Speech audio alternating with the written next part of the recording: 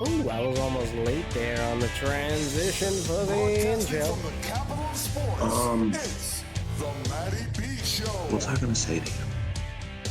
Right here on Epis Sports Radio. Yeah, just the setup over here, it's gonna be easier for me to transition over when I'm watching your drops and sheer clips. It's just gonna be easier. Like I said, I got this shit right here. It's right here. You know? That's good. I have more news on that too going forward. I haven't done it yet, but it'll be an easier way to do all this for us on forward.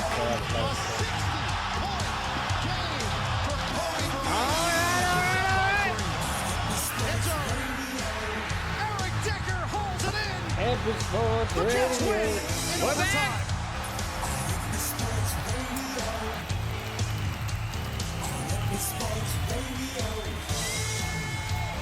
That's right.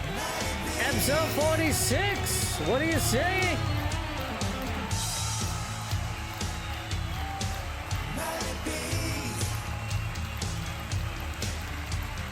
Yeah, alrighty. What's going on, everybody? It's your boy Matty B, Epis Sports Radio. This is episode 46. It is your host, Matty B, and my co-host, W. Dubois, in the building. We are back. We got a good one for you. Headline with a topic that Dub brought to my attention right before the show. Okay, former Canadian snowboarder Ryan Wedding. All right, he's tried on murder charges. He's on the top 10 FBI list for drug trafficking and murder. And there's a $15 million reward out for the man's head right now. News to me. So thank you, Dub, for bringing that to my attention. And we're going to talk a little bit of that. We got a little article from Newsweek that came out today. So I'm going to read over that a little bit. And I'll show you his little pretty picture up on the FBI.gov website just to show you that this is it's no joke, folks. All right, this is a man that, has been doing this for a long time now, apparently, and I don't know when this murder charge case, what the details are and that. I don't know when that occurred, Dub. If you have any idea on it, We're still working on it, Matt. We'll get into all that. This is new stuff, guys. Like they just had the press conference today. FBI boss Patel was up there talking. U.S. Attorney Pam Bondi. They had the big dogs out, Matty B. So indeed, and they announced the reward, $15 million. Serious stuff.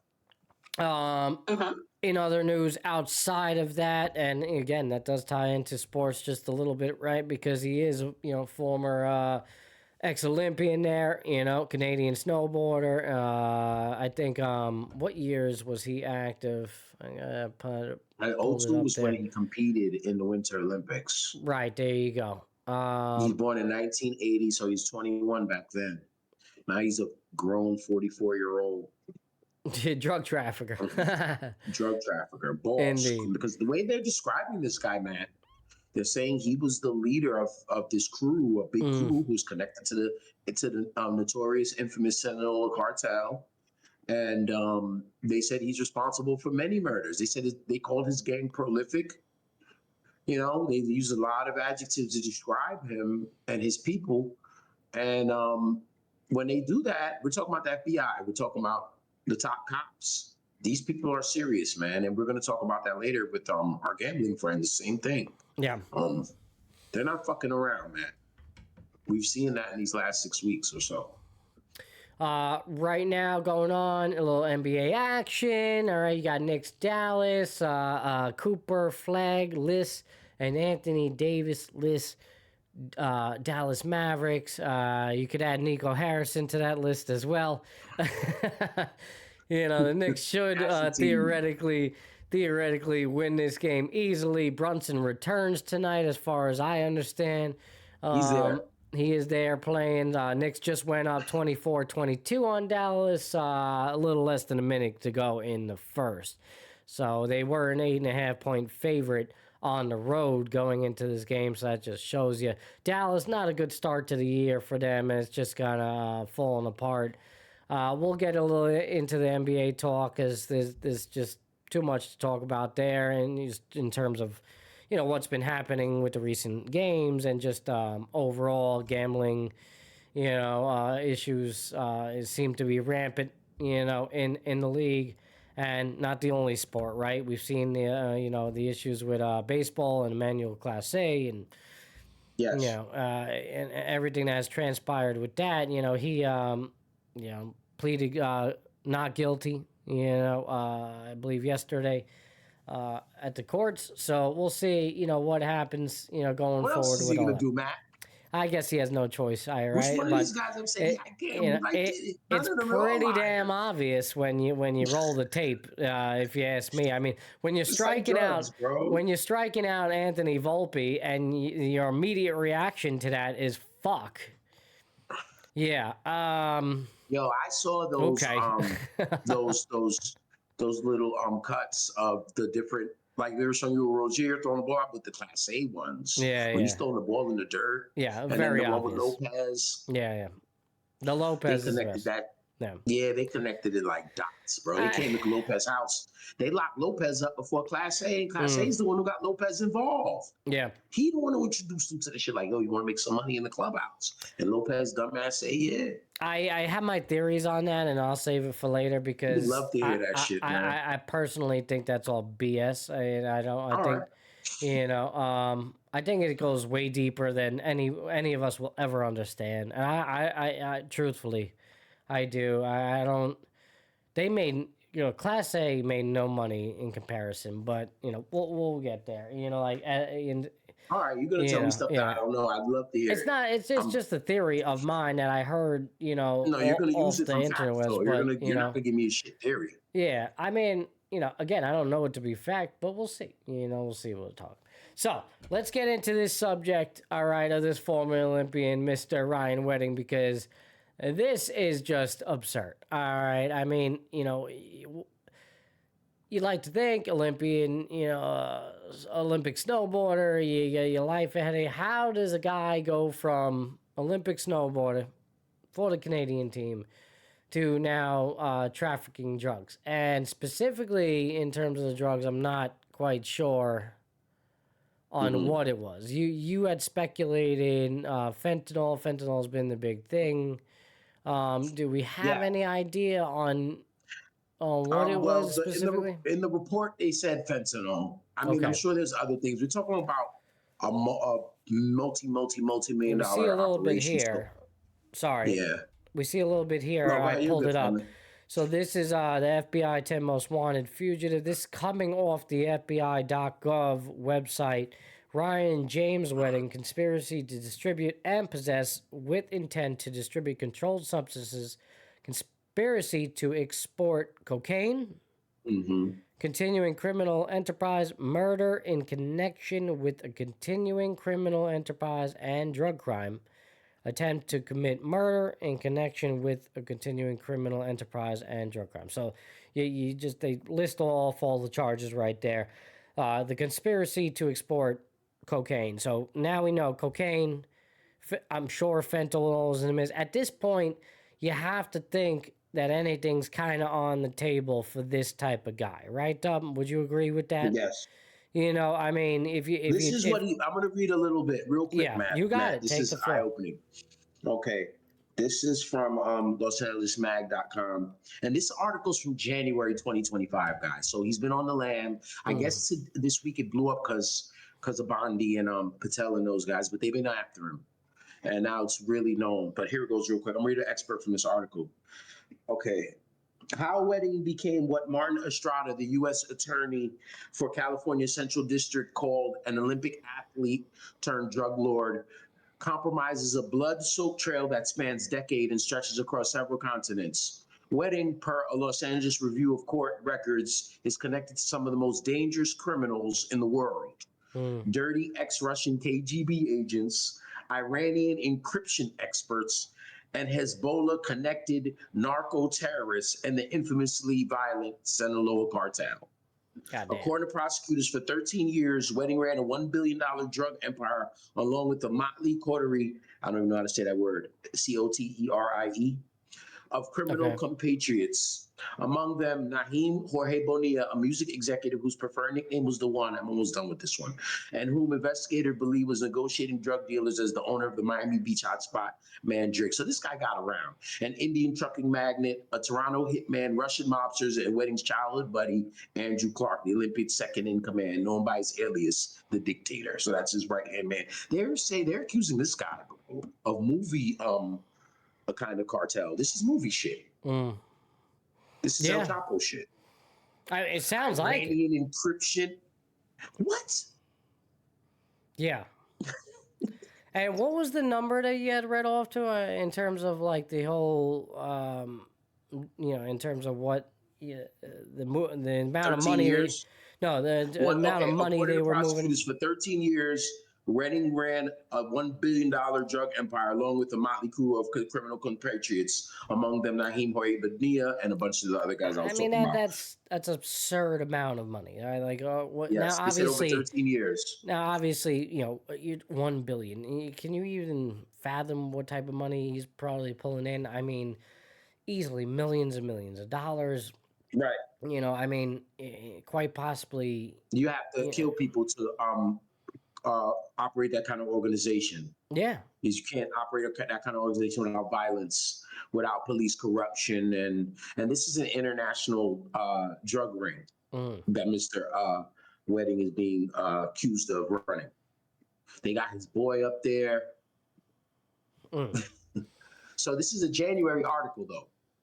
Right. I have that Newsweek article, that just came out today.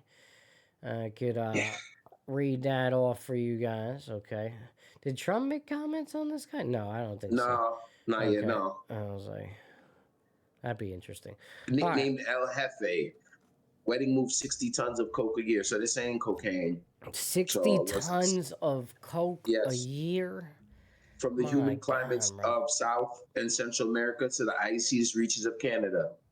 As the principal administrative organizer and the leader of the criminal enterprise, Los Angeles was Wedding's hub, the proverbial ground zero for his operation, sophisticated transportation network that stockpiled drugs in warehouses across the city. Jesus. So this is snow caps of Canada to the bottom, to the Amazons, bro. So he had the Americas on smash. I mean, you're right. This is some kingpin shit. This is huge, the next level. This is like he is the guy. He's the guy. That's wild. I can't. This is the article from Newsweek. One more. Good juicy. Here goes some of the murders. Okay.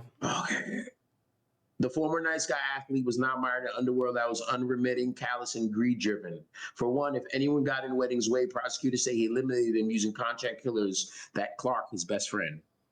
Court records show kept on speed dial. One such victim was Mohammed Zafar, 39-year-old resident of Brampton in Canada, located about an hour outside Toronto, whose May 18, 2024 murder was ordered in retaliation for a drug death. Months earlier in December 2023, Wedding and Clark, according to a federal-style indictment, paid for the execution-style murder of a truck driver whose haul went missing. Only the killer shot up the wrong targets, a married Indian couple. Oh, my God. Wow. They killed them. Wow. And they're linking it to him. They got a lot, bro. They got a couple amazing. More bodies. It reminds me of that movie with Johnny Depp, Blow. Like, are they gonna make a new movie about Ryan Wedding? No, this is movie shit. Well, that's what I mean. But like, there needs to be an updated version. Like, this is big. This is huge. You got everything. You got innocent people getting shot up. Right. You got drive-bys, trucks getting blown up or whatever. You got hits. They said, he did. I think he did shit on his own.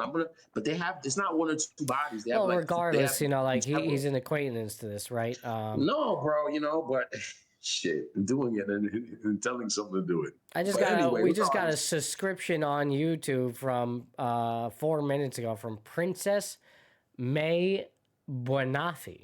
All right. Beautiful. Beautiful. Thanks, Princess. If you're still watching, appreciate you. Well, we're not on YouTube right now, but yeah, I'm just I'm just monitoring, the live subscription.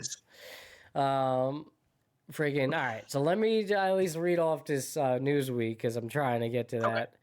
or at least a part of it. The Department of Justice increased the reward for the capture of the murder suspect and former Olympic snowboarder Ryan Wedding to $15 million, making him one of the most sought-after fugitives in the world. Wedding, a Canadian citizen who had been living in Mexico, is accused of leading a sprawling international drug trafficking ring that stretched from Colombia through Mexico and Southern California and into Canada. Whether you're a kingpin or a dealer on the street, anyone who sells drugs to our kids will be arrested and prosecuted, said Attorney General Pamela Bondi at a press conference at the DOJ on Wednesday after the government unsealed an indictment against Wedding, charging him with witness intimidation, murder, and money laundering. Ryan Wedding controls one of the most prolific and violent drug trafficking organizations in the world and works closely with the Sinaloa cartel. Yeah, there you go. We will not rest until his name is taken off the FBI's top 10 most wanted list and his narco trafficking organization lies dismantled. All right, so Pam Bondi. For that Bondi, right? That's Pam, right? That's Pam Bondi going after him, saying that they will not rest. And you heard it here first. Listen, I'm all for it, obviously. The damage, that cocaine has, that fentanyl has, whatever these types of drugs that he is being associated with that are coming into the country, that are moving across our states, heading into Canada. It's the death tolls, the impact, the economic impact, everything. It's something that we just can't have, right? Trump, I will say this. The one thing I will say about this administration, okay, in a good light, is that he really has taken a very aggressive approach at getting rid of drugs. Drug trafficking in this country. Now, somehow, some way, there's still drugs getting into the country. Of course. Right? You can't stop it. You can't stop it fully, but, and so it does question to me, well, is what they have shown us or what they have done, more so just a show.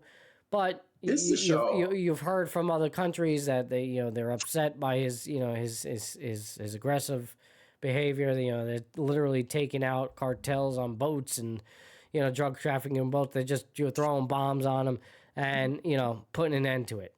How this guy right here, Ryan Wedding, it's somehow gone under the radar and still during these Right? Yeah. Like, doesn't that fascinate you a little bit? Like, all right, we're just it's picking. Like the mob, when you hear mob stories, the mob still doing that thing? How do you guys? Well, no, but see, the mob got sophisticated. They had to, right? It was a sign of the times. We know that, like, back in the day, they had to evolve. Look at what they're doing now with the whole, with these poker schemes, with the things like that. It has gotten very sophisticated because they had to. They had no choice. It's still through coercion. Sure.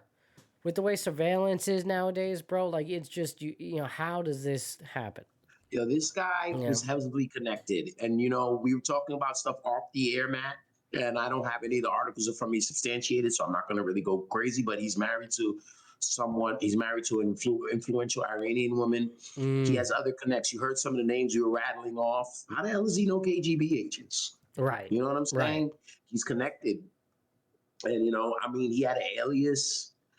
This guy used his money. He was living in Mexico, so like clearly he was like heavily, connected with some people at some point. Where that transition? How you go this from? Guy's from British Columbia, man. Right? How you exactly? And if anybody knows British Columbia, it's a lot of woodland. Like, I guess it's probably is. Yes, very.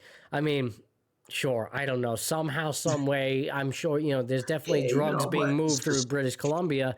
He just got caught up with it. Maybe it stemmed from addiction in his own way. Maybe he got into like cocaine and fentanyl or whatever, and it was like, hey, maybe there's another life. As a former, you got it.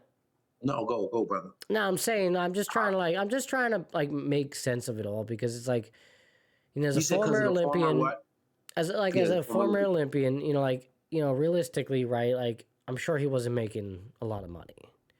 No, Canadian a snowboarder, bro. snowboarder. That shit is over. Once it was over, it was over. And even then, like, it was pretty. Snowboarding was pretty big in like early 2000s. All that, When Shaun he was White. doing it, he made his Shaun couple White, bro. dollars. Shaun White, like, really put it on the map. Right. You know what I'm saying? But, like, again, this guy was clearly not of the elites in terms of the sport. I don't even know if No, he didn't medal at the Olympics. Right, exactly. So, like, clearly this guy wasn't making much money. So he may have just fallen into it with some bad folk. Maybe he had a drug addiction of his own. I'm speculating. I don't know He for turned sure. to a kingpin, though, bro. He didn't turn to a soldier. No, I know. I mean, clearly he had the wherewithal to just want to go deeper and that do that. It's like an unofficial election, yo. You got to be the man to get up in there like that. Not only are you willing to do stuff, then you have to kill to get up there like that. You have to kill to be respected like that before the money.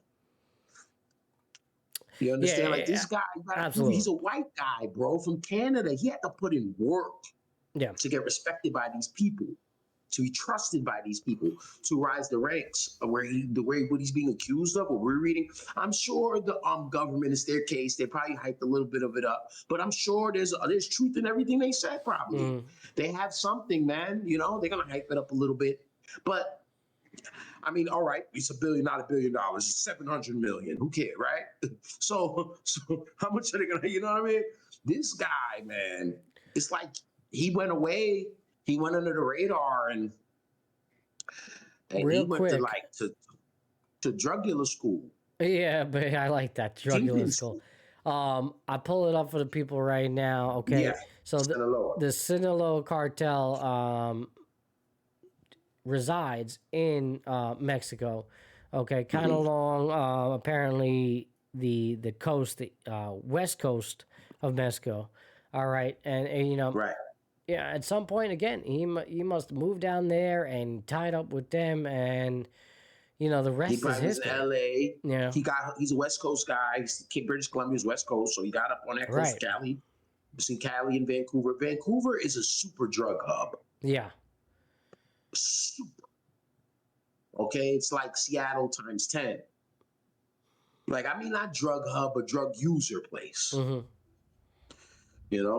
I don't know. I mean, bro, this is right here. This is American news right here. This is what we like.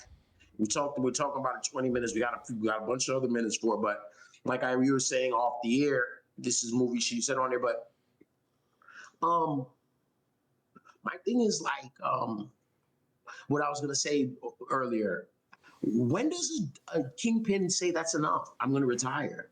How much money do you have to make before you say, hey, I'm gonna go fat and go to Bahamas and get fat and get away with my washed money?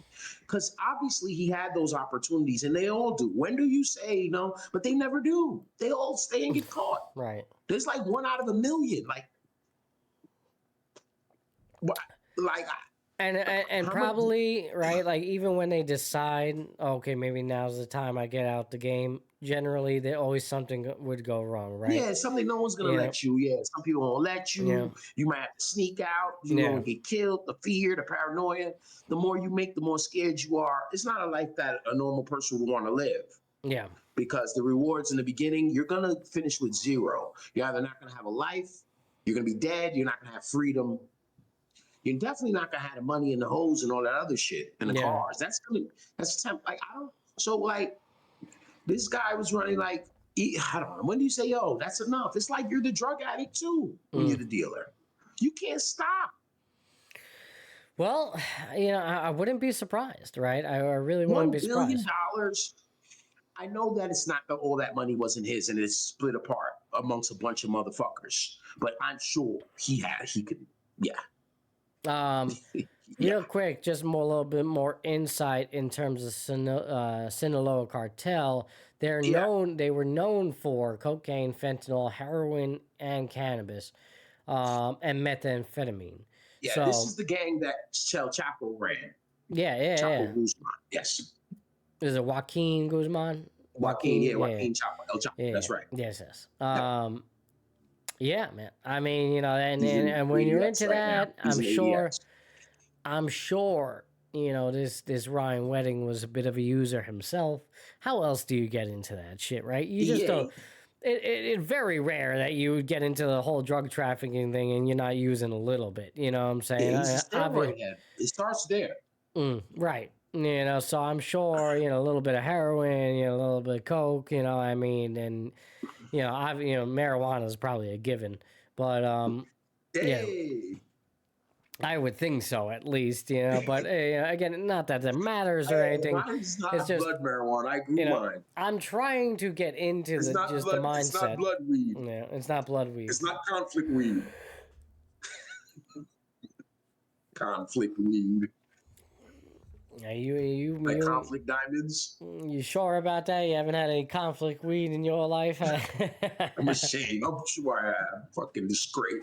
When you're when you grow up and you start realizing things like that, like it can be depressing. We give a shit. But now I'm over here passing judgment on a live stream about crime, and I'm barely ashamed. Yeah, right. I just want that to be known. Oh man. I did I did some things. There's levels to this shit, bro. I did some things in college I wasn't proud of. That's for sure. I know you have. You said it on this same platform, brother. Trust me. You've said it many times. We've heard. You don't gotta. I'm just saying, man. I'm just saying, like. Well, that's why I'm also saying, like, I'm trying to get into the mindset of this guy because it's like, how do you go from that? Commendable, bro, because we have to look. We always try not to look at shit from our perspective, like. And that's my thing is like, bro, when were you going to say, you know what? Let's get out of here, Take your girlfriend, your wife. You got your beautiful Iranian wife. So when were you guys going to be like, all right, that's enough? Yeah, because she knows she was connecting him. Never. It's always, try to, at that point, bro, people like that, they just, I'm sure there's just a level to it where they just feel invincible. They just feel untouchable. You're talking about Johnny Depp and the Blow movie. Remember how it's a movie, but you remember how like paranoid, like he knew. It was just a matter of time. Right. Yeah, for sure. And Bright Wedding Cake was going through the same thing. Yeah. What's his name? Frank from the other movie, heroin dealer, New York City. Oh, Frank Lucas. Yeah, Frank Lucas, right? Right. Same shit, right? Like, just a guy like, that just, untouchable. You can't get him, but he knew when, that time was coming. I'm sure. And he went to jail too. I'm sure Mr. Wedding, somewhere along the way, knew his time was up. That's why he's on the lam now. Right. Yeah. He knew. But he might not get caught. But again, like it's these guys. They at the end of the day, man, they stick with it. They go deeper and deeper, and it's because they have this this feeling that they're untouchable. It's an addiction. It is, and it goes far beyond money. It's just it's absolute greed. It's the same reason dominance. That Rozier had to put the bets in, even though it's the same reason. You hear Carton talk about it, like, you know what I'm saying? It ain't about the money, it's just about the competition, competing against yourself, whatever. And it's the same thing, I mean, it's different levels to it, but Mr. Wedding, he was out there putting hits out, bro. So like he was does it get any more competitive than the drug game? Jeez. No. No, because I heard Carton talking about it, okay? Carton was talking. I like Carton's. Carton got that gambling show, right? Yep. I don't know if you heard, right? He's pretty good. I like to listen to it. I'm not a fucking gambling guy. It's not my choice. I'm a gambling guy, but I don't. It's not my. I have other things I like. But regardless, Carton always talks about when it comes to athletes.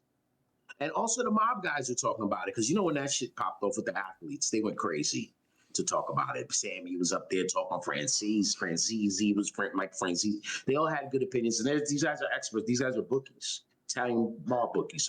But they were talking about the competitiveness of the athlete. They say, these guys are super competitive. It's easy to get them. He's like, I just had to get in the room with the athlete. Yeah. He said, because half of the time it ain't even the money. They just want to bet the over. And then a lot of time nowadays with all these apps, they just want to like, hey, these guys are all making this money on me. I have no control over it. They want to take control. It's just, but it's the same thing with the parallel to it with wedding is like, just, I know it sounds kind of crazy, but just his competitiveness probably got, just being like when they say when these athletes, they talk about it, once it's over, right? Mm-hmm. And a lot of these guys, if they're not on TV at the desk talking about the game, they're done. Adrian Peterson's about to crash, run, he's gonna be done any minute. Yeah. He's getting in trouble every week. You're gonna hear something horrible about him, God forbid. But he could be like Doug Martin. Like, bro, my thing is saying when they're done, they don't know what to fucking do. Just fucking snowboarder. Fucking cares about him. Well, maybe his family does, and I'll bring up one more point on that because I'm reading off a little bit of his Wikipedia page over here. All right, and Wedding was born in Thunder Bay, Ontario. All right, he was the eldest of 3 children. All right, his maternal grandparents owned the Mount Baldy ski resort. His uncle was the director of a ski school and coach of the Canadian women's national alpine ski team. His father was an engineer, former competitive skier who... This guy's around sports his whole life. Right. Who moved, who, when Ryan was 12, moved his family to Vancouver, suburb of Coquitlam. He's from Vancouver then. All right, which is where Ryan began his snowboarding career. And that to me just paints a little bit of a picture, and gets again further in the mindset of like, this kid kind of like sounds like he kind of had it all, man. Dad was an engineer. All Canadian life. He's American, all American kid, all Canadian kid. Yeah, he had it all. Pretty much. Pretty much. It seems like it. But that's the guys get caught up a lot. No doubt. No doubt. It just you just name up all them athletes, and you think he felt like a ball player or shit, like a snowboarder again when he's fucking dealing drugs, a thriller. Bro, I've hustled before, bro. Okay? I'm gonna tell you a thing about it from experience, bro. It's a lot that comes with it. I'm talking about it internally. And I'm talking about all of the emotions, the thrills, the fear of getting caught or whatever. Fear come with it. Getting fucked up, robbed, or worse, caught. The wins, getting the money, the fast money. There's an adrenaline. There's what do you call it? The dopamine drips from that shit. You like, oh, whoa, but you're still scared. But at the end of the day, when you clock out, man, you got a rocket up your ass, bro. It feels great, bro. I can't explain it. And and I hadn't thought about it in a long time because I haven't done anything like that in a while like that, But just talking about these guys' situations, and I was saying, yo, man, this shit is like selling it is the same thing as using it. And like I said, I experienced them both. But it's a powerful feeling, man. I know, I agree. It's a powerful feeling. And I'm not talking, I'm talking about a fucking ounce or something, a $400 flip. Yeah, could you imagine? Could you imagine? I agree with you. I'm with you. Yeah, you feel untouchable. So, and that kind of makes sense. That makes sense in itself, Because you respect you. Yeah. These killers respect you. It's a lot of power that comes with it. But once you start, bro, you can't get out, bro. It's not like, a movie, a horror movie that gets you all hyped up, you turn it off, it's over. Right. No, bro, this shit don't end. I don't know if they let you leave anyway. You probably gotta sneak out the back door. Well, again, it's one of those things where you're right. Probably not, man. I don't know. I just don't see it. But yeah, fascinating story, Matty. It's a good story, and we definitely touched on a lot of points on it. If we do hear any details going forward around it that emerge, it's going to be interesting. Do they get this guy? In this day and age, obviously he's out of the country, so he went somewhere where he can't. I don't think he's in Mexico. I would think, they would. Yeah, I would think they. 30 years ago, he could hide there. He's 6'4" in Mexico. and there's $15 million on his head. Someone's gonna give him up. So he had to get out of there. Unless he's that tied up with that cartel, man, where it's like they're Or maybe protecting they him at killed all costs. Maybe he's dead. No, you think so? I We don't don't know. know who he get him getting him when he gets caught, when he gets apprehended. The possibility of implicating certain people might not be, might be cool with certain people. Man, chance is I there. feel like they could freaking drone attack this guy right now and call it a night. I don't know, man, but why don't bring him to justice? I know. No, It's I so think that easy to kill that's the bad guy. That's whack, bro. the easy way out's killing him. Yeah. Yeah, man. I've seen these kids, a lot of these guys, they get killed and their moms don't want them to get the killer to go get killed. They want to see that motherfucker in court. You know? Maybe the homies want the guy, but honestly, with anything else, I don't want to see I don't want to see these guys get killed and get some street justice and real quick boom, man, pop. I want to see them in that courtroom, I want to see them get taken apart and then throw them in jail. Fuck them.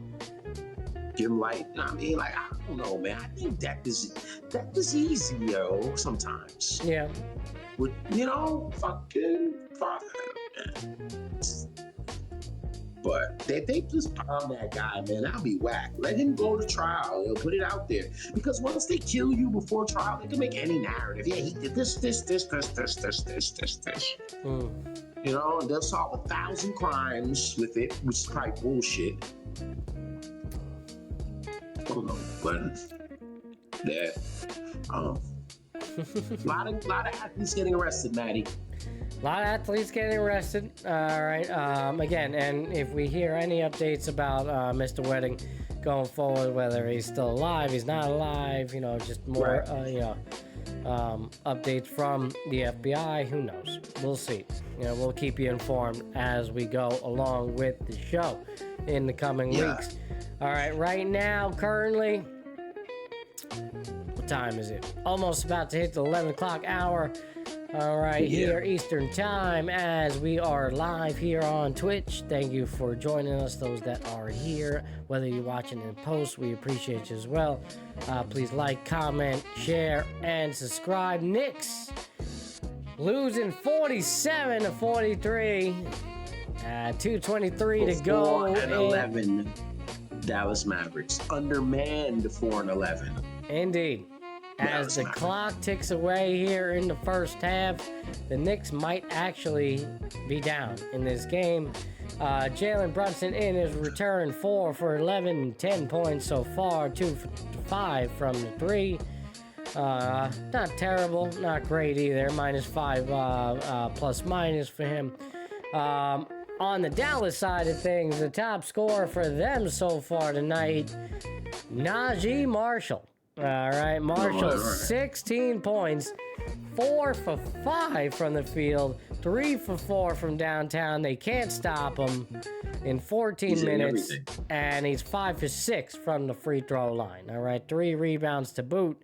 Does have 2 turnovers, but is having himself in a hell of a night. Now he just got another point, 16 points. Oh, Knicks just tied it, 47-47 now. There you go. So closing out the half in style.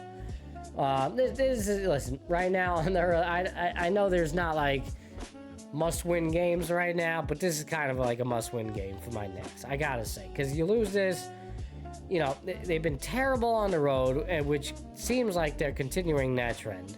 They're 0-4 on the road. All right, 8-5 on the early part of the year. Obviously, you lose Brunson for a little bit, whatever. Ankle, he's back. It's okay. But they have a deep team. This team is supposed to be good.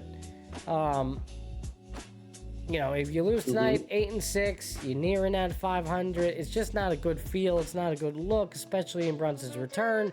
And like you said, a no-name team in the Dallas Mavericks, that are basically tanking. 15 games into the year. That's just the way I see it now. Cooper Flag not playing tonight due to illness. I'm not going to say that's a lie or not. I'm sure PJ you Washington's run of 8. Great job, PJ. Yeah. By the way, like, why is Tyler Kolek not playing? Are we? They don't play him, do they? Have they not been playing him? I have not been super tuned in. There's nowhere to play him though. Because the way Shemet is playing. Yeah, I know. Shemet, oddly enough, has been. He had that like crazy 40+ point game, guards, right? Bro. You know, but nah, man. Right. You, bro. I don't know. McBride is only got 2 points, 1 for 7 from the field tonight. You're gonna tell me you're gonna 0 for 6 from 3. You're gonna tell me Kolek can't replace that man? You know, even Shemet. You know, Shemet 3 points, 1 for 3 tonight. Bro, McBride's allowed to go 1 for 7 and have a shit night. He's allowed that. Yeah, he's allowed that. I mean, McBride has done his thing. He's a good player. I mean, I don't know. Shamet, he's a good role player. It's hard for me to make the argument with Shamet because it's no really room, Matty. I like Kolek. I mean, that's but offensively, he's a nice player. Yeah, he can pass the rock. He can shoot it. What is Shamet's playing that much better defense than Kolek? Yeah, that motherfucker had 36, 40, 35 the other night. I know, which is crazy. Know? And then you got Jordan Clarkson. Where's he gonna play? Yo, Hart fucking gotta play. He played him at the 2 sometimes in the backcourt. Now Brunson's back. Was he playing when Brunson was out? Honestly, I've been working a lot. I saw a little bit of the Knicks I have to check back. Yeah. I'm not even really sure. When Brunson was out? Because if he wasn't, that I have a problem with. I'll check back. Let's see the game against the Heat. They lost 115 to 113. Right, tough loss. And back, the Towns was awful that night. Yeah, back-to-back games against the Heat. No, Kolek did not play. And they didn't even add. They went short. They shortened their bench and everything like that. They only played nine deep in that game. They left they left Daddier, Hakporti, and Kolek on the bench, which doesn't make any sense to me. And Tosan Abumoan. Kolek's played 10 games, but he hasn't played. He's not playing. He's averaging 6 minutes a game, so he's not playing. I don't know. I like Kolek. I don't think he's been given a fair chance. Yeah, and I don't think so. It kind of pisses me off a little bit. Over 10 minutes. He's played 10 minutes 4 times this year. Okay. And those were in the first 4 games of the year, my friend. Okay, yeah. It's fascinating. I just, listen, I'm no coach. I don't know, but, kind of it raises a bit of a red flag. I mean, I know Shamet with the game the other day, it's like, oh, okay, I guess that kind of makes sense. But who the hell seen that coming? I just, that, I don't know. Yeah. I question some of the moves. I like Mike Brown. I think the Knicks are going to get it together. They should be a good team, but when you start to look around the rest of the league and what's going on, now you start to get worried a little bit, especially with Detroit Pistons. Yeah. 11 straight wins. And, I was looking at Detroit and I'm looking at their roster and I'm like, how is this even possible? How are they? We've seen them last year. They're a good team. They are a good team. I mean, Abe Cunningham is a premier player in the league. Like, he's one of those guys, and so it seems. Yeah. And collectively, they're all bought in, right? And I don't think it's, even when it comes to Cade, we look at him like, all right, he's the guy. But, I think overall that team, it's not, it's like everybody's bought it. Everybody's, willing to pass the ball up, next man up mentality. Is a beast, bro. Duren is a beast. Yeah, he's great, no doubt. He got better. Even we seen him last year. We praised them. We praised them last year. We gave them props. We took them down. But, we knew they were coming back. Indiana's just going to got their second win of the year tonight. So someone has to step up. Yeah. Right? No, I know. And there's always one team. There's always one team that kind of makes that. Yeah. We haven't been around a lot lately, but we said, there's always going to be a team that we don't see coming. Toronto's 10-5, by the way. RJ is starting to really come around with Scotty Barnes. Yeah. Grady Dick. Part of me doesn't see that as being sustainable. I think it's just been a very mediocre. They're going to be a playoff team. Yeah, you think so? Maybe. Something. It's the East. Yeah. Teams are dropping out. Like, Indiana, they giving a playoff spot up. You know, who else? Yeah, no, let's see. What are your thoughts with the whole situation in Dallas? Nico Harrison getting fired. I mentioned to you earlier before the show. He blames Mark Trade rumors. Cuban. He blames Mark Cuban for getting rid of Jalen Brunson years ago.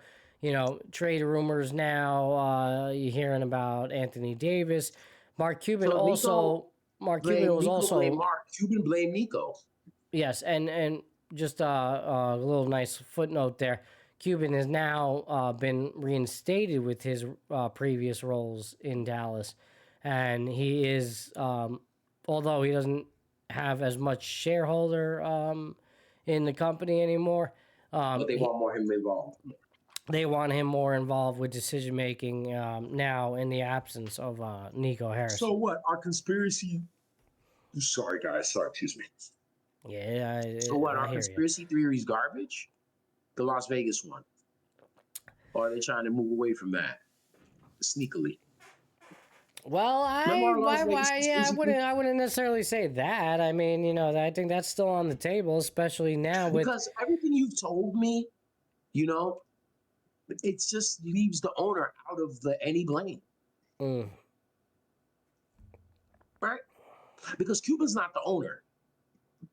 Right? No, the minority organization. Yeah. He's a partial owner. He's not the main guy. He gave that up, and he cares about the Mavericks. Obviously, Nico blamed him. They blame Nico. Everyone, whatever. But last February or this February that just passed, during the deadline, or January, whenever they traded Luka, they were all talking about her. Like, I just don't. Where is she? Yeah. So, I don't know, man. It just seems like I don't be trusting these powerful people because, when they're about to get exposed, they like to, go back in the background. And that's why I don't want to throw away that conspiracy theory. But for her not to even get mentioned, I feel like Cuban getting brought back in is like a cover-up. Well, I ask you this, why fire Nico now? Why didn't they do this after the Luka trade? Why all of a sudden now? Why let him trade Luka instead of firing him because he traded Luka? He's not like he trades Luka and they don't know. It passed the owner. Yeah. I know it did. It did. They didn't trade Luka without the owner knowing. I don't even know if they can. I think the owner got to sign off on it. I agree with you. Yeah. Well, that's what that begs the question. Nico's why just now? A scapegoat. It seems like he's a scapegoat, bro, because he didn't just decide to make that decision on his own. I don't think, bro. I think it just went wrong, and they just let him hold it. Yeah. As he should. That's what good coaches do, and good GMs do.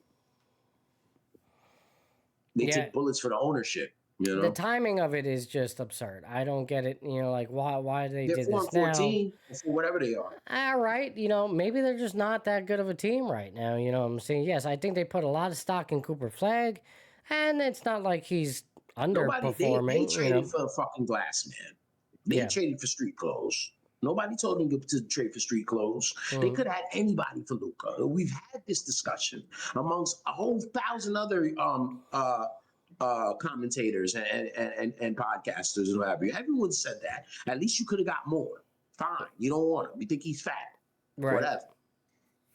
Yeah, it certainly seems like, get a glass man who's 7 years older. Right. It certainly looks like they cut the Lakers a huge deal in the aftermath. Yeah. The Lakers are they're like the Packers with quarterbacks, or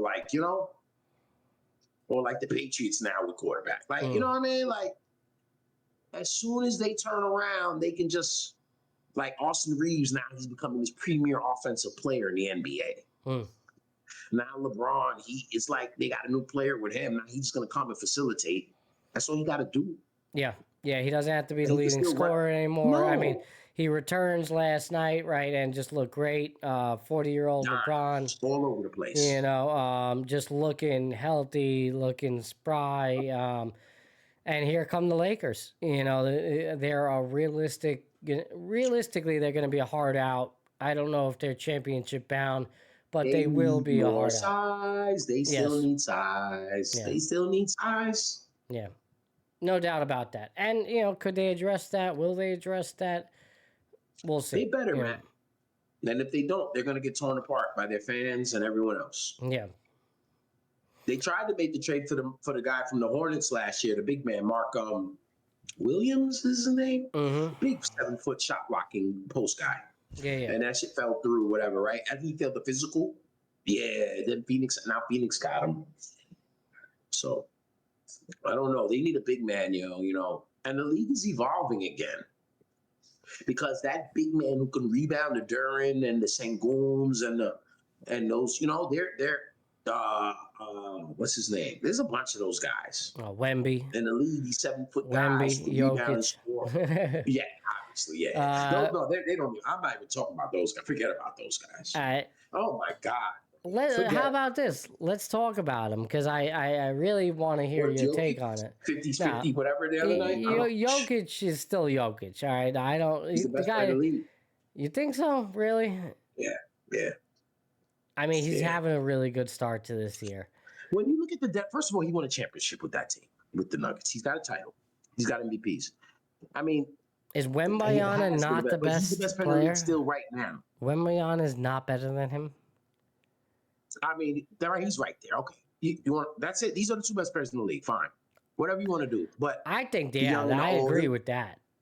I agree with that. I mean, if you want Wemby to be better, he'll be better than him tomorrow, next year, soon, whatever. But yeah, definitely in years to come. I mean, the right. numbers he's putting up is absurd. Denver ain't shit, bro. Let's really think about it, bro. Look at Neither is San Antonio, bro. But he won a championship with them, and Wemby. I know, but this is also Wemby's time too. But Denver, at least San Antonio has youth in their roster, young, strong, athletic. Denver, Aaron Gordon, Christian Braun are their top two other players. Bro. Murray is like, Murray is a roll of the dice. Right. Yeah, but I mean, he fits that system. He fits that team. And, yeah. He's an equalizer. But what I'm saying is, for them to be the premier team after OKC, they're right there. They're the ones. It's them. They were in the Final Four last year. How the hell did they get there? They're not really that good. How is my boy playing from the Nets, Cam Johnson? Is he playing well over there? I believe so, but they're not. No. But what is that? How does that tie into your point though? We Cam Johnson and Jokic. Oh, Jokic? Yeah. No, I just don't think his roster is all that. I think he makes everyone better. He's that guy. No, I mean, of course. I don't think Wemby's there yet, making everyone better. First of all, Wemby's teammates look like they still resist him. They've really given him the ball more this year than they did last year. But when De'Aaron Fox come back, I'm worried about Wemby. I don't like De'Aaron Fox for him. I don't know about that, man. I think there's certainly going to be some cohesiveness that needs to work out. And the time the ball doesn't touch his hand in possessions. He'd be like, huh?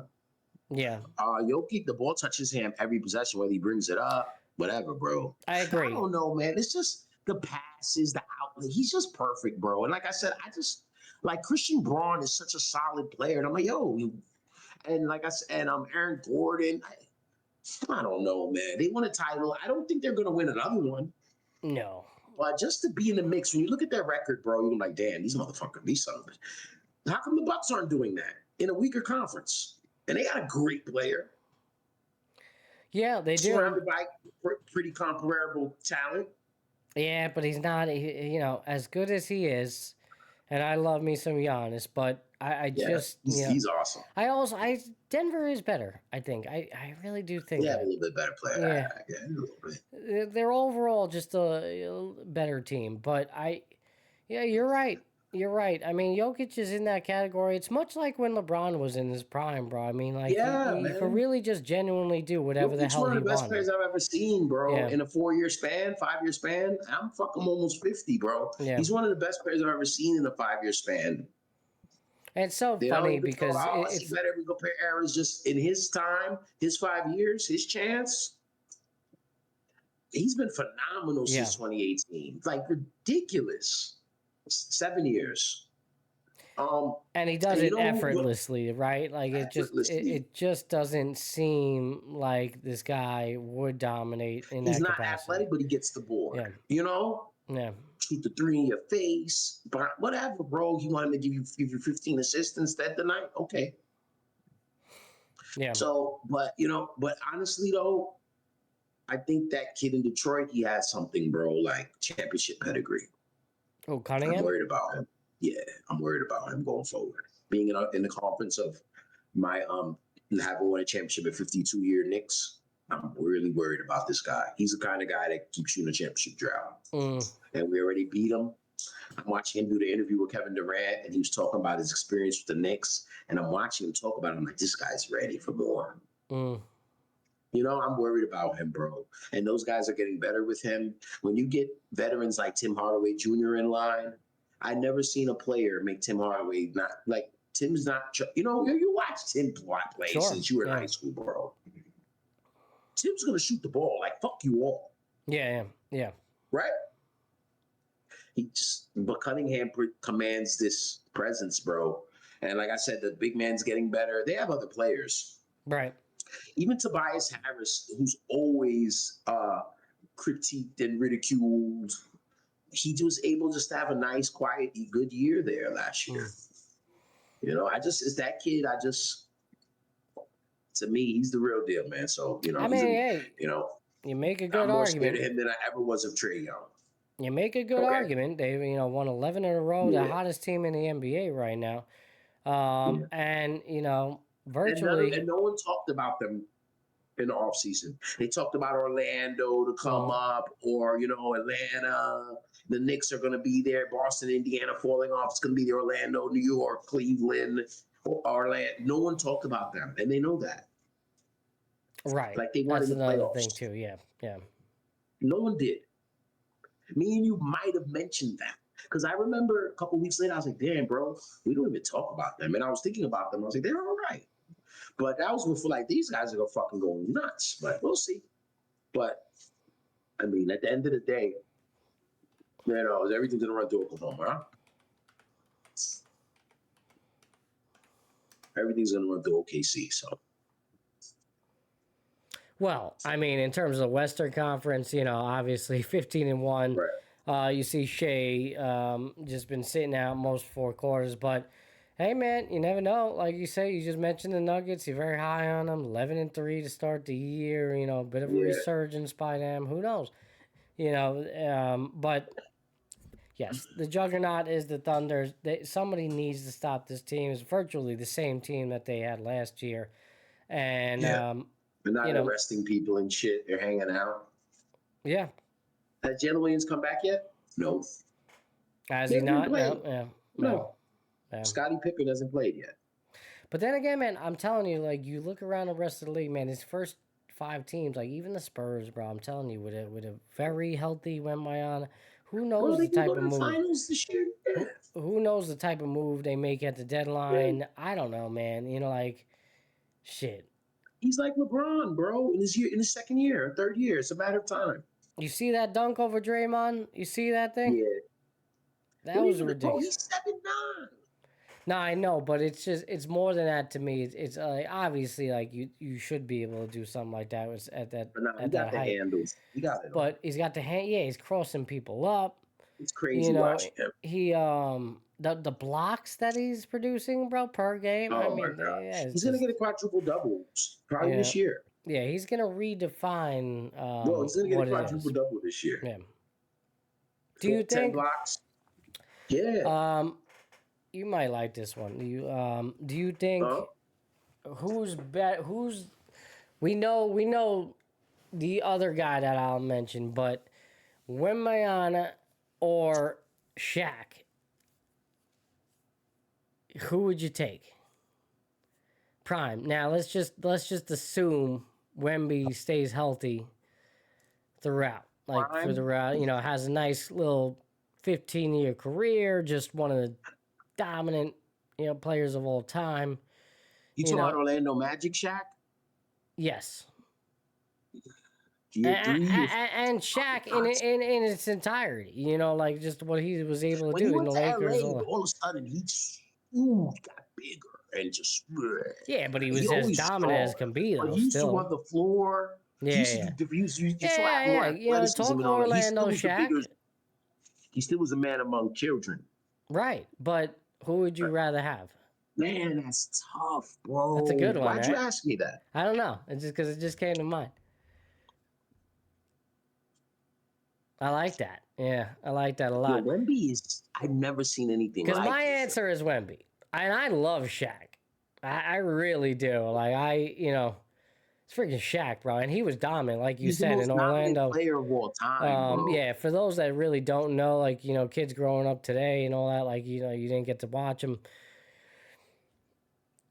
I mean, he truly redefined the game. They changed the equipment because of Shaq. They had reinforced the goal. Right. Everything changed because of him. People had 3 centers on their roster, so they got 18 fouls. Right. Which is something that I could also see happening now with Wemby, because how do you stop him?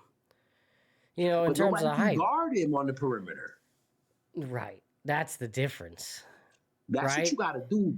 But Shaq wasn't doing that, bro. You know what I mean? This guy's shooting more threes than Curry right now. At this point in his career, he has more 3-pointers made than Stephen Curry did at the same age or the same. He's gonna be the greatest player of all time if he stay healthy. Yeah, easily top 10 of all time, not even a question. No, I'm saying easily top 10. Easily, yes. Easily top 10 all time of the sport. Because if he's shooting if you telling me that, what you just told me, the Curry comparison with the 3, and we just talking about a 3-pointer. I believe that's Curry's game, bro. That's only a fifth of Wembanyama's game. Yeah, maybe a quarter is the long range. In rebounds, I believe he most all time as well, over Olajuwon and then the blocks, and then we comparing to Steph Curry, who doesn't have to play defense like that. Right. And he's one of the greatest ever. And his field goal percentage is also phenomenal, too. Right. So this guy's got his all-time offensive and defensive player. Yeah. I mean, when it's over, he could be the greatest two-way player ever. To me, the greatest two-way player ever is Olajuwon. Well, maybe Jordan, too. Jordan's defense didn't stay premier. Olajuwon's defense was good, too. Jordan's that, but the first 8, 9, 10 years, his shit was clamps. Yes. But, he didn't have that size advantage that Wemby has, And, remember, LeBron used to be a defender. He still is a defender. I don't like that you say that. LeBron was second in all defensive player of the year in Miami. LeBron could still be first team defense if he tried. On a possession, he could play defense, yes. No, he could be first team all defense if he wanted to. Bro, it's a lot of effort, bro. Yeah, no shit. And he doesn't want to put that effort in. He conserves that effort. It's gonna hurt the rest of his game. Well, right. He knows better. It's longevity. But if he solely wanted to focus in just zero in and say, I'm going to do this, he That's easily what Russ needs to do, yo. Easily first team all defense. Defender right now at this point. Russ supposed to be locking motherfuckers down, bro. And Russ been locking people down in his career. So but it's a mindset. You gotta want to do that, bro. These guys. It's not that these guys don't have the ability. It's just what pays the bills. Truthfully, what keeps you in the league. You gotta score. You gotta put up some points. It becomes. You've heard it, man. I've heard interviews where guys are literally being told from their agents, you need to stop doing this. You need to do more of this because otherwise you're not going to, make more money. And it's not only in basketball, but it's in baseball too. It's in football too.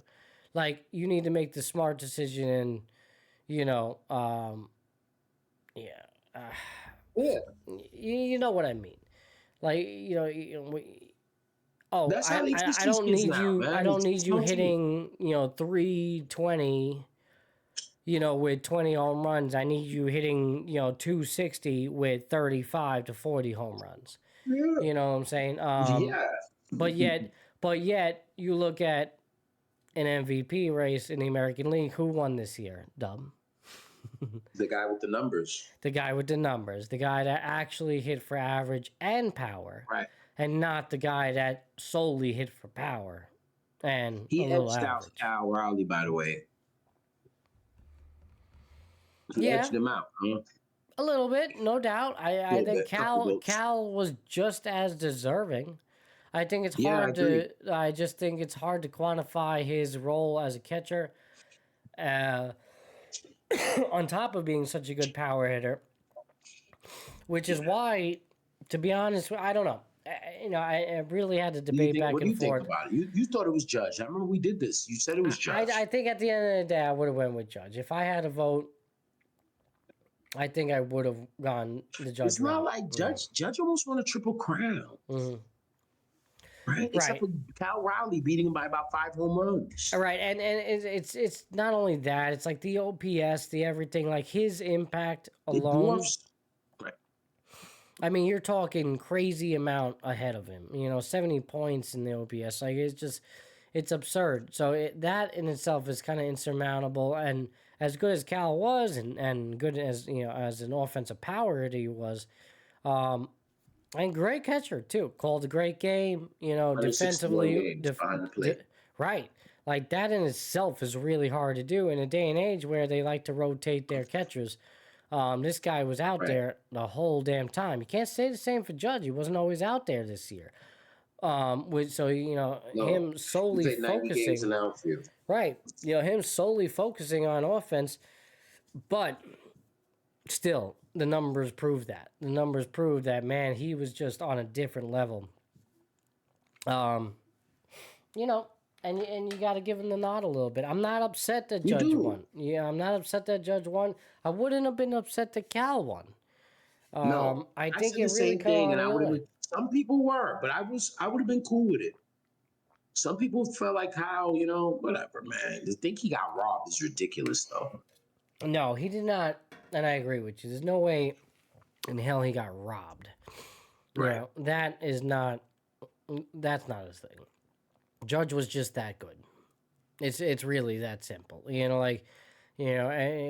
I know you don't want to see it that way. Oh, it's a catcher, never done, hit 60 home runs. Okay, that's great.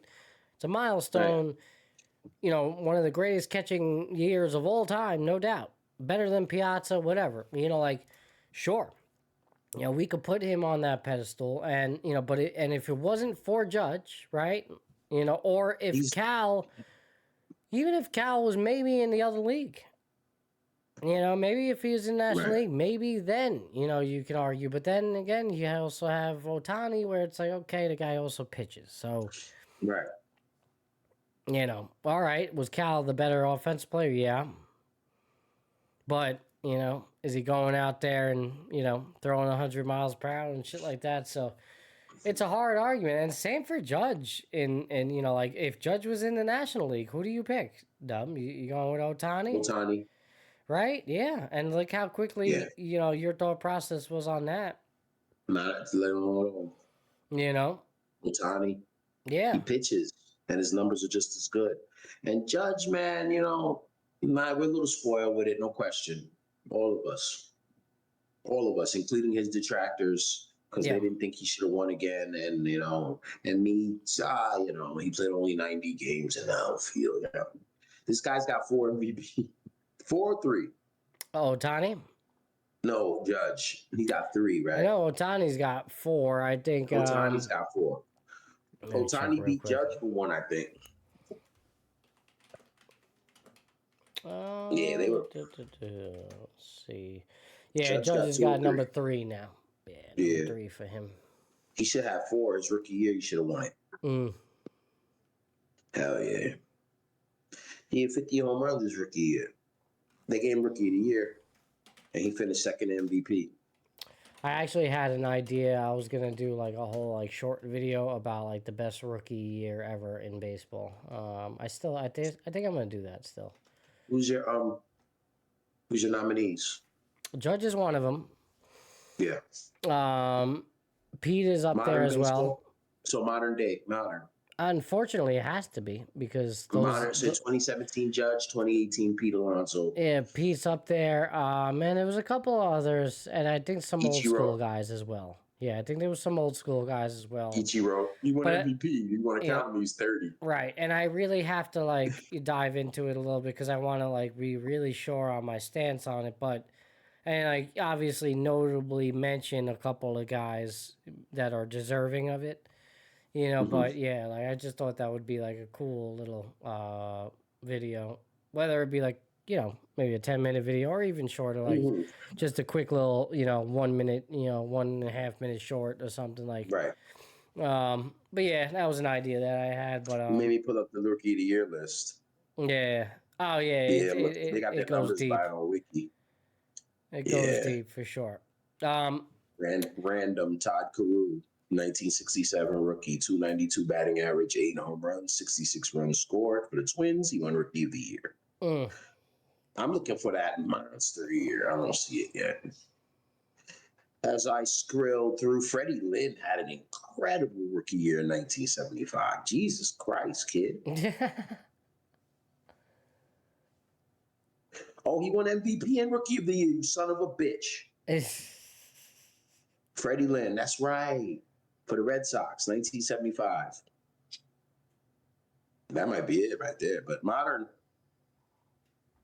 All right. 53 doubles. I don't have too much time because I'm freaking Matty shot B. and getting tired. We are over an hour now here on Twitch. Thank you. Thank you to those that are actually watching right now. We appreciate you. As always, keep showing up. If you're watching in post, please like, comment, share, and subscribe. I did want to get on to this subject, okay? If you get a chance, play back at the beginning. Talk about Ryan Wedding, former Canadian snowboarder, wanted by the FBI for murder and drug trafficking. $15 million hit on his head right now. He was been residing in Mexico with this, what was it, the Sinaloa cartel. There it goes. For a long time. All right. Trafficking cocaine, fentanyl, methamphetamine, marijuana, you name it, right? Huge story. Ex-Olympian for the Canadian snowboarding team. Wild. Grew up in British Columbia. Check it out. It's a good one. All right, we'll have probably I'll cut that whole conversation up. I'll make like a 10, 15 video. It was a good one, man. Out of that for sure. So you guys can a little bit zero in on that, and we'll again, if we have any more updates about that going forward in upcoming shows, we will be sure to bring that to you. But the big story right now going on, I know we kind of been jumping around a little bit topics tonight, but obviously baseball, Emmanuel Class A, who knows? I have a theory, and I flirted this idea with What is he facing? 30 years? 25 years in prison? Bro, I mean, yeah, something like that. Easily. He's done for life in terms of baseball, and in prison, you're looking at least 25 plus. Yeah. If for he's pleading not guilty too, bro. And Luis Ortiz, by the way, who he kind of dragged into this, or so we are told that he was dragged into this. Let's hit a theory. I'm waiting for this all night. My theory, simply is now when you start to break down some of these details, obviously there's video footage of Emmanuel Class A intentionally throwing balls in the dirt. We have text messages of him. We have phone call logs of him mid-game calling, that are people that are connected, to doing this in-game gambling. He's making in the dugout. He's on his Apple Watch. In the dugout. Hey, telling all right. people sorry. Right. And you need me to throw a ball now? Okay, cool. All right. You need me to throw it under 95 miles per hour, which, by the way, are people really betting on velocity? And I was saying, like, how does the shit refresh that fast? That's insane, bro. And with all these tape delays, how do you bet that? And that has The to be next like a pitch, the pre-bet. fourth- Is that a live only bet? Because that is absurd. And if It's a you're, live bet, bro. it's either for one, I it's see either on Hard Rock. They be like next pitch. that's Or who makes insane, the next basket in the NBA? Who's gonna make the next basket? They got I've that. seen that before, but we're literally Which- gambling pitch by pitch velocity. Not even whether it's ball strike or a base hit or like we're talking velocity now. I don't know, Velocity, like bro. that's insane. And that to me is where this whole thing needs a revamp because it's too easy to do things like this. It's too easy to coerce guys into doing these types of things. It's too You know, easy. it really is. And, you know, here's the reason why I say that. All right. As I take a sip, because my throat's getting dry here. Emmanuel Clase did not benefit financially from this whole rigged scheme. Okay. No. Which is leads me to believe that there's something other in the background going on because You think they got something over his head? easily. This guy he's one of the best closers in all of baseball, if not the best. Making Yes. millions of dollars easily could He's have been doing this for a while though, before he was getting money, correct? Sure, yeah, no doubt. But I mean, bro, he's still He's making been doing this millions for of 4 dollars. years. They have proof.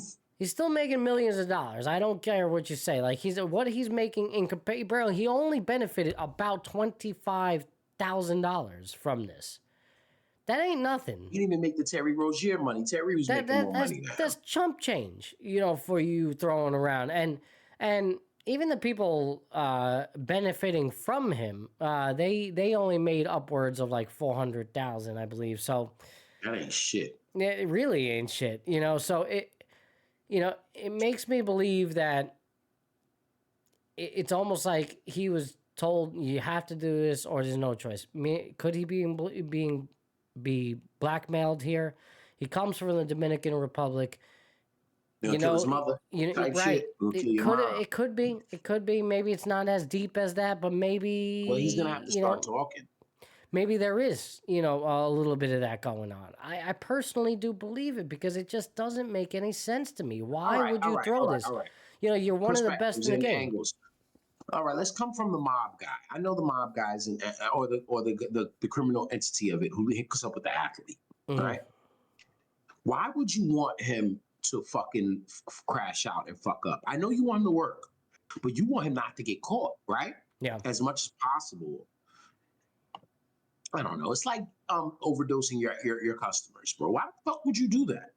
Why would you? I don't know, man. But then again, the business that they were in, you have to get caught eventually because it's just like the drug, wedding. Yeah. You can't stop.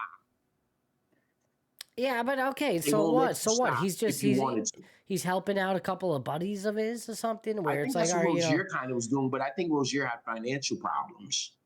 So Rozier was telling buddies, hey, take this game tonight. I'm gonna get, I'm gonna sit especially with Rozier because he's not necessarily in the same category as Class A here, where Class A He's being making one of the money, though. best. He got a lot of money. Yeah, no doubt. But He did have a lot of money. he knew, or this guy was not working to the level of a Class A where he knew that he could be a top premier player and make even more. You know what I'm saying? Bro, It was very all that action on the sixth pitch of the inning. Like the bookies are red flags, but they got It's an obvious. algorithm. It sets it off. Like they don't have no human looking at the bet. It's a Oh, computer. for sure. Yeah, and why are big bets coming in on a first On a pitch fifth- ball and fuck in a sixth inning? Like exactly, I agree with you. It's Why completely is and again, $80,000 coming on Javante Porter? right.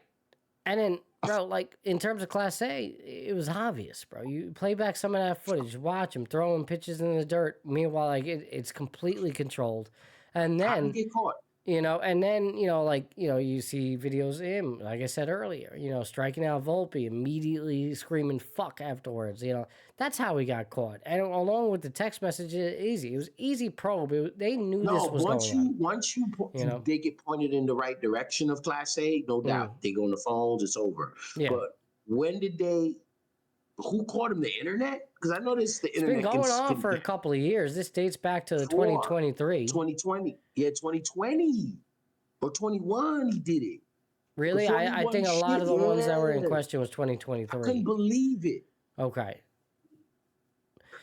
Man, I think a lot of the ones that are in question though currently are from right. He did it he did it when he was the top player in the league, the top position in that position at the I'm reading position it in the right league. here, Dub. It says, according to federal right. prosecutors, the alleged misconduct began in May 2023 and continued undetected for 2 years.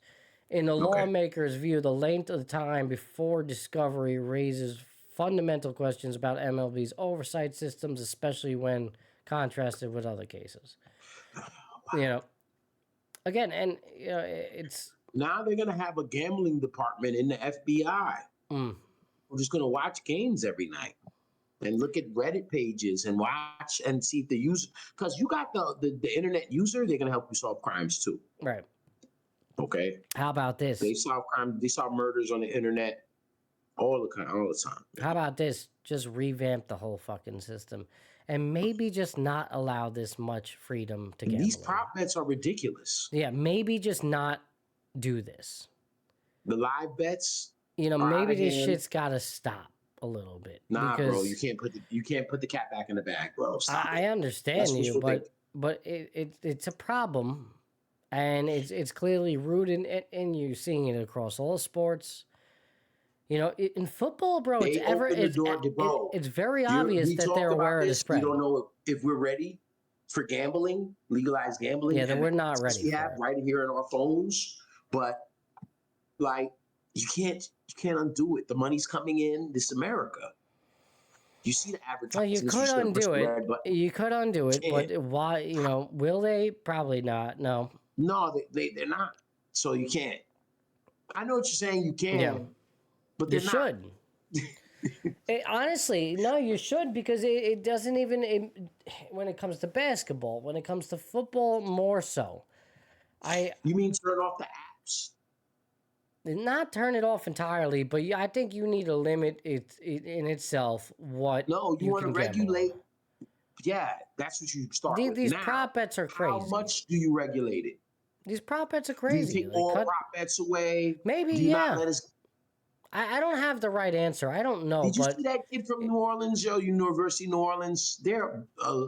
And I sent you the video of this kid, and he was talking about throwing the games. He's talking about his kid. Right. This kid's not a pro prospect in nobody's world. He's a D1 player, barely. He can get a college education. And at this point, if you have a little clout, you can get yourself a what's it called? What do you call it? NIL deal, right? Right. So, but he had none. And you know, I'm looking at him give it up, right? And he's just talking about how to do it and all that. And I'm like, look at this guy. At the end of the day, this guy just needed money. He'd do anything for it. Now he's banned from playing college basketball. He's kicked out of school. So now he's going to take interview money. You feel me? These are degenerates, bro. You know? These are vulnerable people. These are slimy people, but also, you know.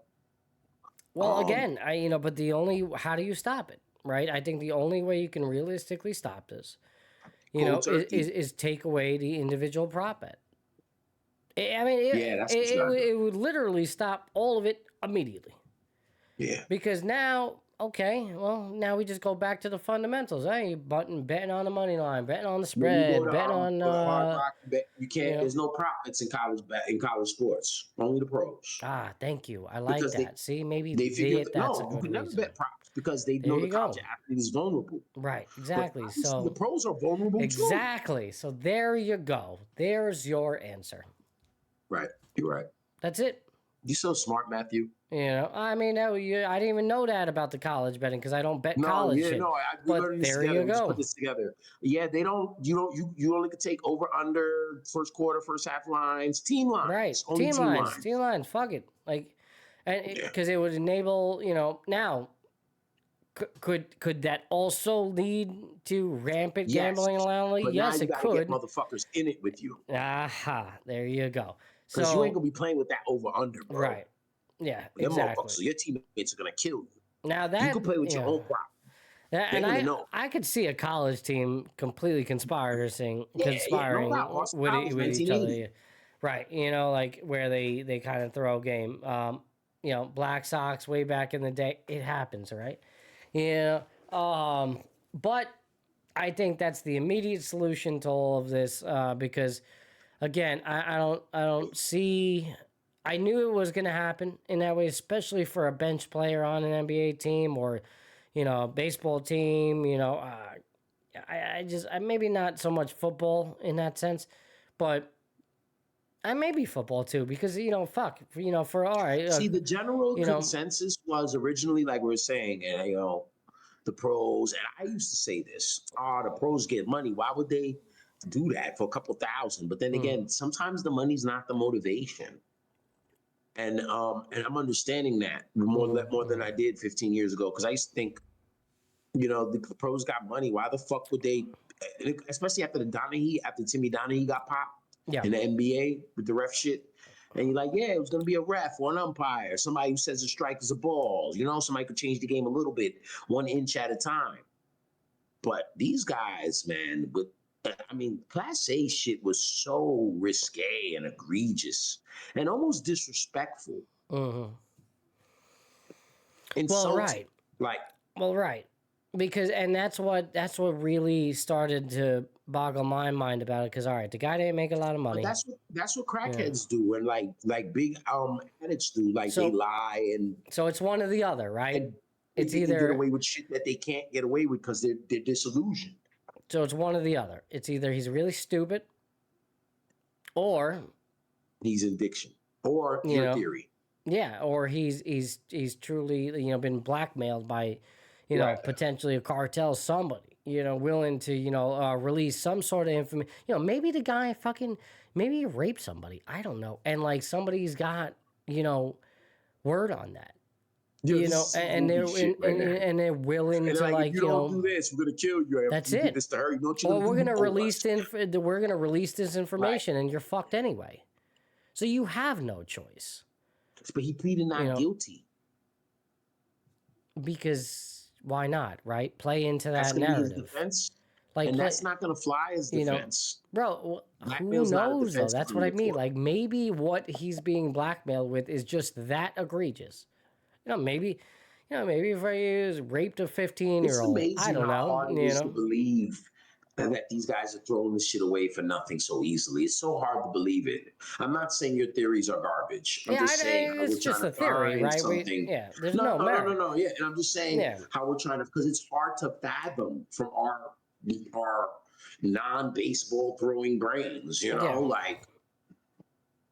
Well, You're not getting money, bro. Like, what the fuck? Yeah, it'd be one thing. It'd be one thing if we're hearing reports of him pulling in literally hundreds of thousands of dollars, millions of dollars, and it's like, okay, well that kind of makes sense. Like all right, he tried to get away with it, clearly didn't, but and that would make sense to me. Even the people 87-85 Knicks over Dallas going into the third quarter. Oh Jesus, that's a little too tight, for this bullshit. 2-point lead going to 3.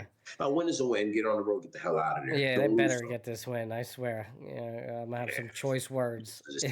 Yeah, we're gonna be talking about this loss in February if they lose. You lose to Dallas. Yeah. Again, I said this Dallas team looks I don't like know if there's a they're must rich. win here, but this early in the season. But damn, it kind of feels like that way right now. Let's wrap it up though. Like, my friend. I'm sorry, Brian. I love you. I'm a little just tired and It's been shot. a great show, man. I'm glad to be here, man. I do gotta work tomorrow, and again, whenever W and I get together, I mean, we could just go for 2-3 hours. It's absurd. Yeah.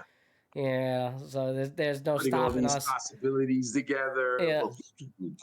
It's amazing. I love it though. This is what we do. We haven't even gotten into the politics, all right? So don't even start us with I didn't even talk about how bad I run Joe Shane out, but we got football Sunday coming up.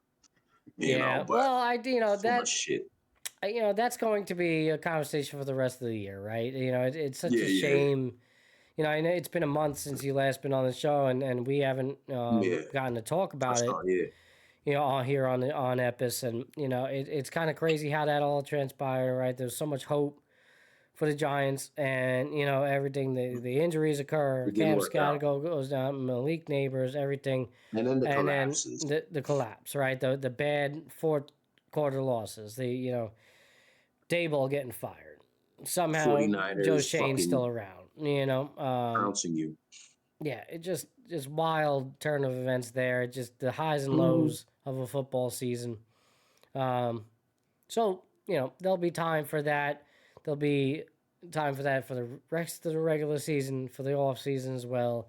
For sure. Because what do you have now if you're the Giant fan but to look forward? Hey, let me ask you this, since it just reminded me of it. What's that? And you're a big wrestling guy. How do you feel about Cam showing up to the wrestling? I saw it live. Yeah. How do you feel about that? And he got shoved. Yes. I thought it was cool, man.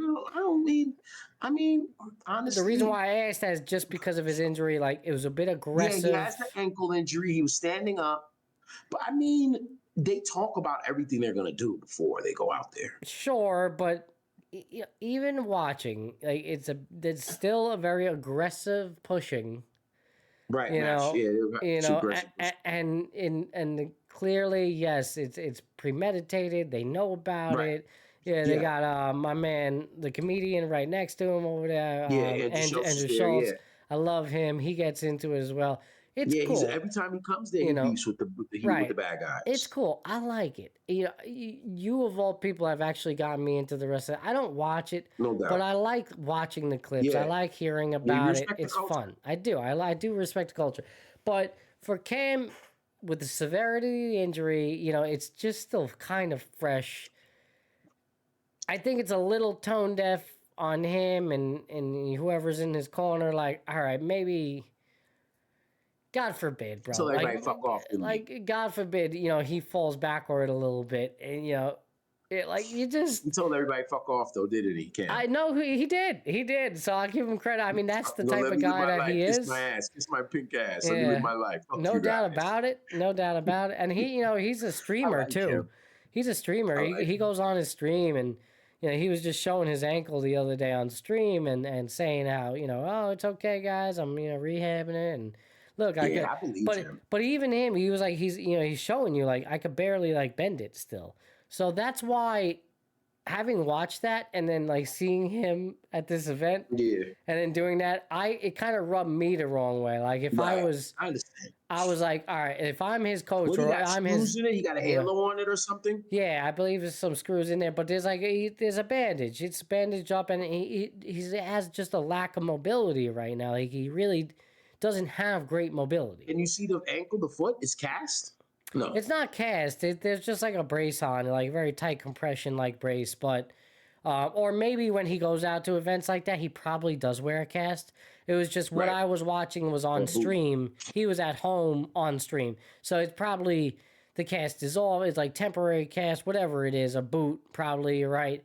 He probably had it off and it was like this like compression sleeve that he was wearing. So but you're right. I don't know. No, did we ever see any images of that at the event where like he had a boot on? I don't think there was. So like, who knows? He probably is doing it safely. Short though. I saw it on Monday night. It was John Cena's last appearance in Madison Square Garden. It was a big night. Oh, was it really? Is he? That's it. He's done. Like, is it? Yeah, he's gonna retire December 13th. His last match in DC. They're having a tournament right now to see whose opponent's gonna be. He has 2 appearances left or 3. But last night he had an appearance in Friday at the Boston Garden, at his hometown, and then he did the Garden on Monday. I think they've got a pay-per-view. Survivor Series is this Saturday. Is there any potential for him to like be in a winning position here, like in these upcoming he can win events? on the way out. Usually they don't. Yeah. They usually lose on the way out, but who knows? Because to win anything big though of significant of importance or just like the thing about like when you're not gonna wrestle them when you got that name, it's like you could pass your powers on to the guy that beat you. Okay. And make him big, you know? Yeah. You feel me? Yeah, I got you. It's part of the narrative. It's part of the ongoing narrative. Yeah. Right. Gotcha. Right. You keep it rolling. Yeah. Yeah. So Gotcha, most okay. likely, John will probably count the lights for somebody. He's got a belt right now, so he's got to give it up. Well, right. That's what I kind of mean, like that. Like, well, maybe he retains it, right, and then just goes out. He can in the retire sun. with the belt, and he's gonna give it back to have a tournament, and knowing he'll be league champion. Yeah, for sure. That's what I mean by that. That's what I mean. Like, yes. Because I don't know. The way I see it, like, maybe they do change that narrative for him just for the sake of him being seen, him going out in a very positive, way. I don't know. His last match is December 13th in Washington, D.C. Are people in the wrestling community? Are people in the wrestling community still against him per se after turning heel, or was that just kind of like? No, you mean like the fuck you Cena and the polarizing John Cena figure for like? Oh no, they warmed up. They know he's leaving. They're, no. So all that kind of was like. Yeah, that shit is gone, bro. Yeah. Interesting. You don't appreciate shit, but him announcing the retirement, no. They've been kissing his ass, like, paying homage. He's been paying homage to the fans. Okay. Kissing their butt to kisses. It's been a love fest. So he's been on the official farewell tour. Yeah, for real. Yeah, he's on his Kobe tour. Derek Jeter, yeah. All right. Well, interesting. See, I always like to get a little update. And I'll talk about it again before we get closer to it, because it's going to be a big event. It's going to be in your algorithms. Even if people don't like wrestling, you're going to see John Cena. Right. On your on his last screen. Match for sure. Like I'm sure that's going to hit the algorithm big time. So yeah. Yes. Yeah. All right, bro. Well. Good show today. Good show indeed. Get a little music going here for the folks.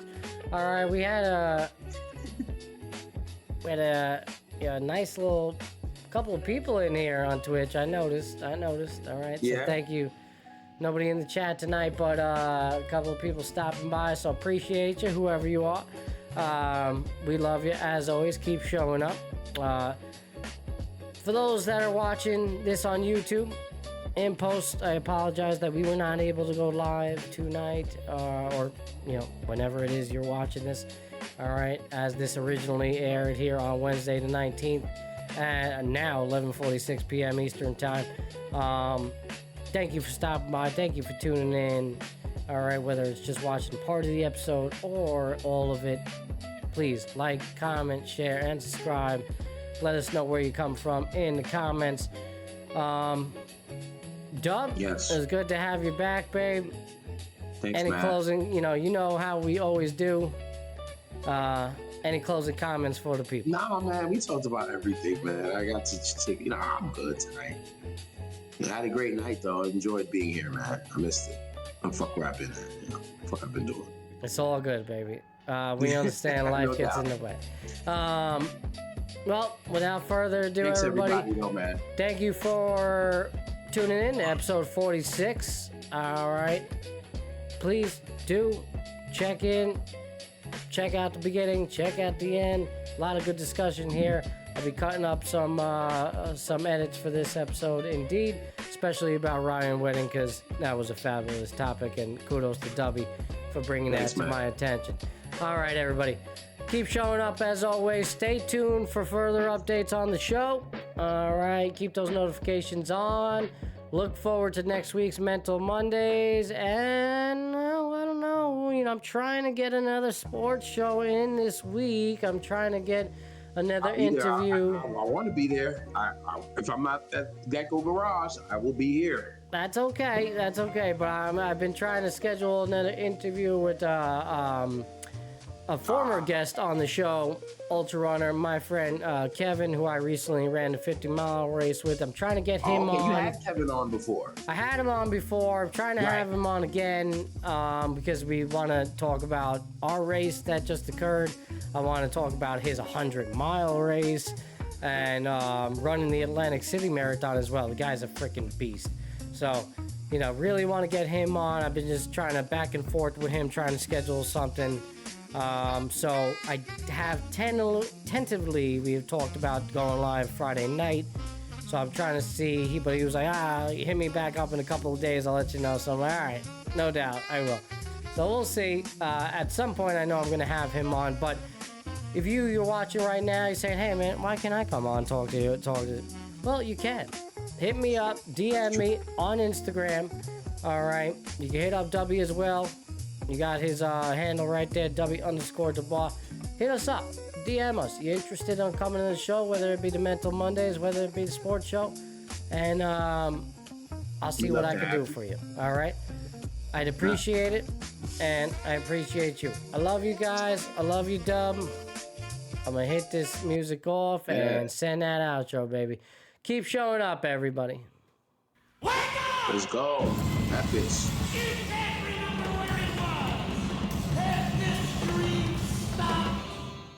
I've been known to play mine to a T, but it's time for me to leave. Picking dirt right out the cleats. Epis Run Club.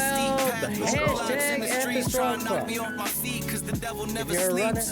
So I don't sleep too, and trying to breach safes that I didn't have the keys to. We all been victims of trauma we ain't agreed to, but the sun comes after, starting up a new chapter. Yeah, man. Isn't it lovely?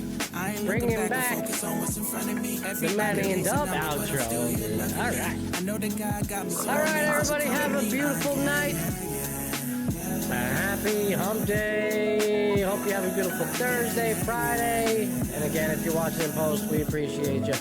Keep showing up. Isn't it lovely?